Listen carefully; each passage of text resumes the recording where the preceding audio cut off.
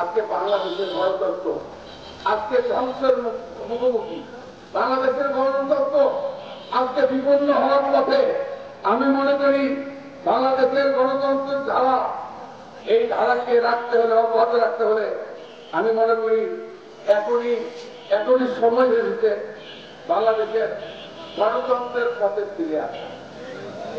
আজকে যে অস্থিরতা বাংলাদেশে, নিশ্চয় তোমরা আমরা লক্ষ্য করেছি এই বেশ কিছুদিন যাবৎ পত্রিকায় কিছু রাজনৈতিক ব্যক্তি তারা বিভিন্ন রকমের দাবি দেওয়া করে আগামী নির্বাচনকে বন্ধ করার জন্য, আগামী নির্বাচনে বাধাগ্রস্ত করার জন্য বিভিন্ন রকমের ষড়যন্ত্র শুরু করেছে।